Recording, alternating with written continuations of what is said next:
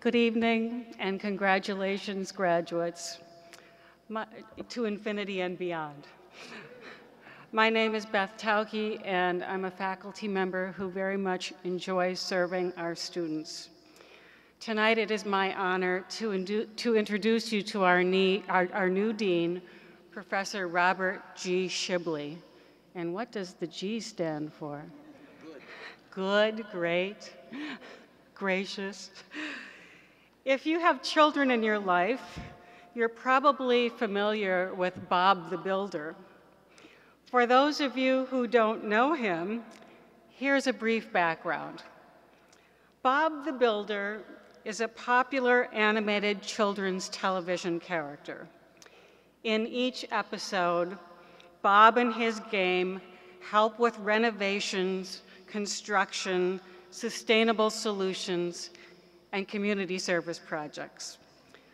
The show emphasizes conflict resolution, cooperation, socialization, and various learning skills. Bob's catchphrase is, "Can we fix it?"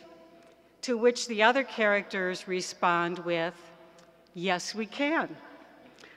Some of Bob's most famous episodes are Project Build It, Teamwork, Ready, Steady, Build, and my personal favorite, Bob's Big Plan. You probably guessed where this is going. Yes, the Western New York region and the School of Architecture and Planning are fortunate to have our very own Bob the Builder as our dean. However, Bob Shibley, who has the same sensibilities as his younger counterpart, is the adult version. He has a beard. So let me tell you a little bit about this builder. For 4 decades, the last 3 at UB, Robert Shibley has worked tirelessly with others to make our community better places in Buffalo, the region, and the world. As architect, planner, scholar, teacher, and fellow citizen, Shibley has demonstrated that the work of placemaking can be a truly democratic practice, even as it is informed by our best knowledge. As architect for the Army Corps of Engineers, creating better facilities for our servicemen and women around the world, as a leader of cutting-edge research in green technology in the U.S. Department of Energy, as former department chair building a great faculty in architecture here at UB, as a generous teacher of urban design and sustainable development, as a scholar engaged in the community, leading the revival of the very idea of planning in Buffalo, with national award-winning practical visions for downtown, the waterfront, Olmsted Parks, the city, and region, Bob has worked to build collaborative relationships designed to resolve conflict, solve problems, and create a better future for all.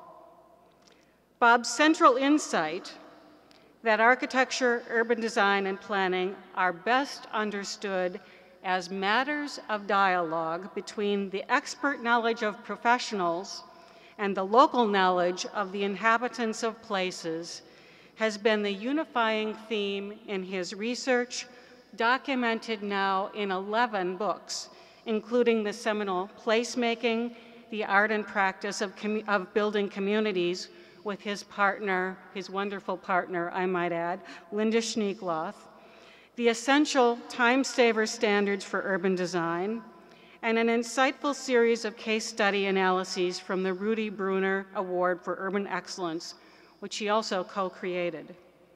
Most recently, Shibley, who is our campus architect, led the creation of a new master plan for UB's 3 campuses, providing both the compelling vision and the practical roadmap for creating the kind of great places we know are essential to achieving our academic goals here at the University at Buffalo. Because of his tireless and quality efforts, of course Professor Shibley has received many awards, And just a few highlights of these include the James Haker Award for Distinguished Leadership in Architectural Research from the Architectural Research Centers Consortium. Count them, 3 Research Excellence Awards from Progressive Architecture magazine. 5 awards for the UB Comprehensive Plan, including 1 from the International Economic Development Council. An American Planning Association National Planning Award for a Regional Action Plan for Downtown Buffalo. The All-American Cities Program Civic Empowerment Award, and the prestigious University at Buffalo President's Medal, recognizing, and I quote, outstanding scholarly or artistic achievements, humanitarian acts, contributions of time or treasure, exemplary leadership, or any other major contribution to the development of the University at Buffalo and the quality of life in the UB community.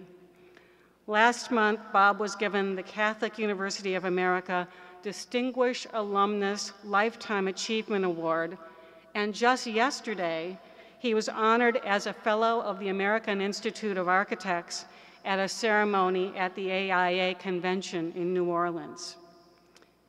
In January of 2011, Professor Shibley assumed the post of the Dean of the School of Architecture and Planning, where he aims to lead the further advancement of one of our nation's most distinguished and innovative academic enterprises.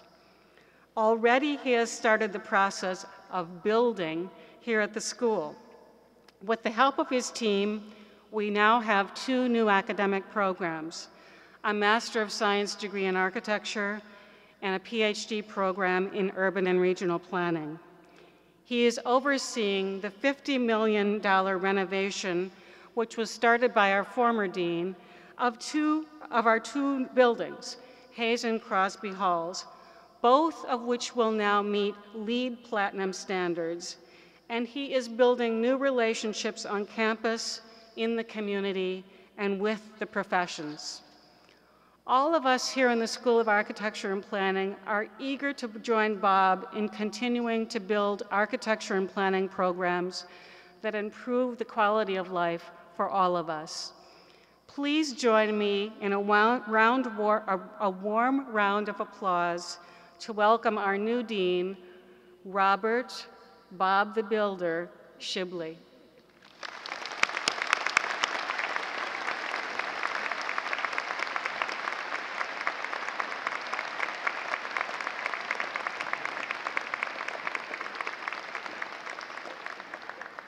So you think we can get Bob the Builder together with architect Barbie? Will that work? You should check out this morning's paper. You'll see a profile of architect Barbie, a program launched by 2 of our faculty and staff here at the University of Buffalo. Thank you, Beth. I said, Beth, maybe just a short intro. I'm a little embarrassed. But I like Bob the Builder, and I know all 8 of my grandchildren will appreciate hearing about this story. I am honored and frankly privileged to speak to you on the occasion of this 39th commencement of the School of Architecture and Planning, and my first as dean. Thank you all for being here to share this important passage in the life of our students and in the life of our school. It's customary in these events to point out that a commencement exercise is at least as much of a beginning as it is the conclusion of anything. And commencement speakers so often point that out. That's why they call it commencement. Your education at the University at Buffalo has come to an end, at least for now, but your education is really just beginning. You have made your mark in courses and papers and studios, but it's nothing compared to what you'll do next, and after that, and after that. We live in a time of extraordinary challenge. Recent reports suggest that global climate change is likely to raise sea levels farther and faster than previously projected, and change our environment in ways we cannot fully predict.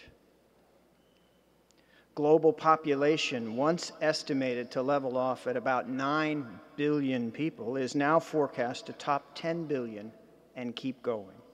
Big nations like China, India, and Brazil are mobilizing to emulate our high-consumption North American lifestyles with concomitant demands on energy, food, water, and other basic resources. Some estimates suggest that if consumption continues at this pace, we'll require 8 planets with the Earth's resources to sustain the 10 billion population. The bad news is we've only got 1 planet. All references to travel to the moon notwithstanding, we're not likely to replace that one. Our urban civilization is not only more vulnerable to ostensibly natural catastrophes like earthquakes and hurricanes and tsunamis, but they seem to occur more frequently. Political and military conflict sometimes seems even more immune to our influence than so-called acts of God. We're in a lot of trouble. Anthony Cortese, one of the founders of the American College and University President's Climate Commitment, to which the University at Buffalo is a signatory, likes to say it's not about saving the planet, it's about saving our species and many other species whose fate is intertwined with ours in this web of life on Earth. The planet's been here for 4.5 billion years, give or take, and it may well be here for another 4.5 billion years. Human beings, however, have been around for a far, far shorter period, about 200,000 years. And no one has taken bets on how long we're going to remain if we continue as we have. We attained our current status as language-bearing, history-keeping, city-making animals only in the last 10 or 12,000 years.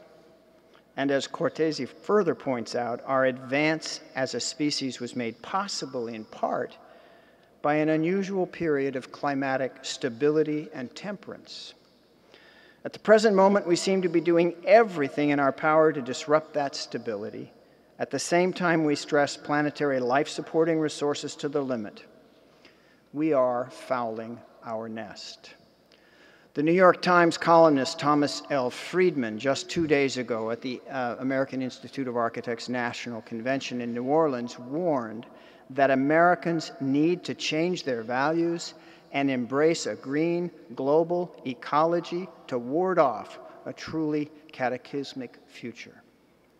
Mother Nature, he says, is just chemistry, biology, and physics. Mother Nature is going to do whatever chemistry, biology, and physics want.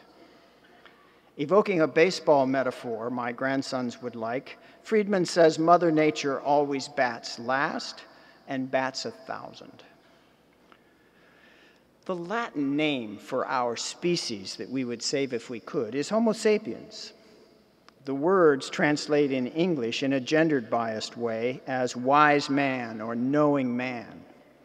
I submit that if we are to ensure our future survival, not to mention happiness, our species has to have the courage to know about the challenges ahead and the wisdom to act on the knowledge. This is all bleak and somewhat overwhelming as a picture, I know, and it's especially hard to hear on a day that is so much about celebration, and we are celebrating. What gives this daunting profile an aura of hope is you. We have a lot of problems and design challenges ahead of us. You are, by education and by orientation, creative designers and problem solvers, but much more than that, you are people who will help create the very culture that will, in turn, make what we hope for real. Your creativity, skills, and compassion, all the knowledge of our fields you have made your own, all the insights you have generated through years of study, all of these equip you to become the architects and planners of nothing less than new global and local civilizations. All of these things put you in a position to join the great social experiment we will understand more and more as time goes by as healing and sustaining the ecology of the planet, and in so doing, preserving the human species. The thinkers of the Great Enlightenment imagined that our world was knowable, and if knowable, ultimately subject to our control. Indeed, our respective professions have their foundations in such a notion. Unfortunately, our efforts to put these ideas into practice hasn't always turned out so well. Indeed, sometimes it seems like we've been just smart enough as a species to get ourselves into deep trouble. At the same time, human intelligence and human knowledge are all we have to go. So we must proceed, hopefully with a little more humility, a little more insight, and a lot more working together than we have mustered in the past. It sounds like a big job to save the species. It's a big responsibility to shoulder. But the good news is you're not the only ones responsible for this. You only have part of the job. And each of you will take it on in your own venue, in your own time, and in your own scale. Whether you plan transit systems, design green buildings, organize water projects in Africa and the Peace Corps, build art installations that help us critically assess who we are and how we live, or plant community gardens here in Buffalo's vacant quarter. What you have learned here will have helped prepare you for it. Whether you start a community development corporation, found your own design firm, run for city council, work for a developer, or take an advanced degree so you can teach young planners, all of which our recent graduates have done, what you did here will have helped to make it possible. For those of you, for all of you and your parents who are worried about getting a job, stay the course. If necessary, make any job your job. And know that our world can afford to take advantage of what you can do, and it can't afford to squander what you can do. You should also take some comfort in the fact that you are not on your own. We have created these problems together and will solve them together. And what we know together is a historical and cultural achievement of enormous proportion. You who choose to pursue architecture and planning may wish to consider this paraphrase borrowed from Lewis H. Sullivan from his classic text on kindergarten chats and other writings. Kindergarten, Bob the Builder, you get a picture here. The essays were first published serially starting in 1901. The paraphrase is something like this: the critical study of architecture and planning is the direct study of art, but in extenso is also the study of the social and cultural conditions producing it. The study of what Sullivan called a newly shaping type of civilization. Well, the civilization we made from 1901 to 2011 is desperately in need of this study of this emerging civilization Sullivan refers to. And you are the instruments of such reflection as we make and remake our cities and regions, our buildings, our ecology, and our very selves. This was Sullivan's real project of democracy. It's what he meant when you peel back the layers about organic architecture. He really spoke of architecture without ever once denying its art as what he called a social science.